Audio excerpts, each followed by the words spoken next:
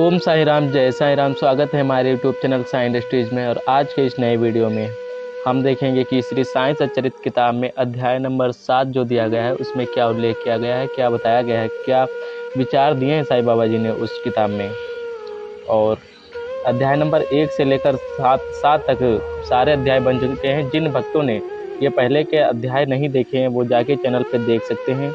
और वीडियो अगर अच्छा लगे तो चैनल को सब्सक्राइब जरूर करें और वीडियो को ज़्यादा से ज़्यादा शेयर करें और लाइक करें। ओम साई राम, जय साई राम। आइए शुरू करते हैं वीडियो को।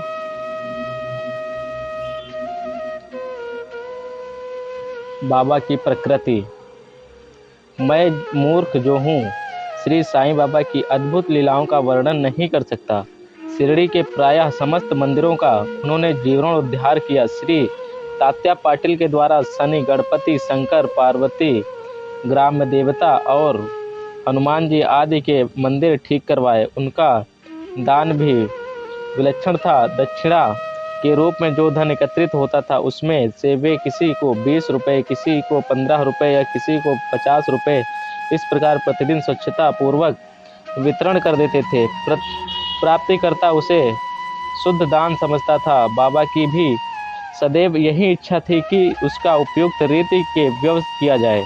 बाबा के दर्शन से भक्तों को उनके अनेक प्रकार का लाभ पहुंचता था। अनेकों निष्कपट और स्वस्थ बन गए, दुष्टात्मा पुण्यात्मा में परिणत हो गए, अनेकों कुष्ठ रोग से मुक्त हो गए और अनेकों को मनोवांछित फल की प्राप्ति हो गई।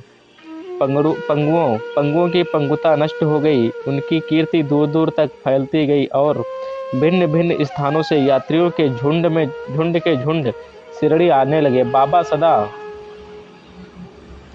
धूनी के पास ही आसन जमाए रहते और वहीं विश्राम किया करते थे। वे कभी स्नान करते और कभी स्नान किए बिना ही समाधि में लीन रहते थे। वे सिर पर एक साफा, कमर में एक धोती और तन ढकने के लिए एक कफनी धारण करते थे। प्रारंभ से ही उनकी वेशभूषा इसी प्रकार थी। अपने जीवन काल के पूर्वार्ध में वे गांव में चिकित्सा कार्य भी किया करते थे। रोगियों को निदान कर उन्हें औषधि भी दे देते थे और उनके हाथ में अपरिमित यश था। इस कारण से वे अल्पकाल में ही योग्य चिकित्सक विख्यात हो गए। यहाँ केवल एक ही घटना का उल्लेख किया जाता है जो बड़ी विचित्र सी है। विलक्षण नेत्र चिकित्सा। एक भक्त की आंखें बहुत लाल हो गई थी, उनमें सूजन भी आ गई थी। शिरडी सरीखे छोटे ग्राम में डॉक्टर कहाँ। तब भक्तगण ने रोगी को बाबा के समक्ष उपस्थित किया।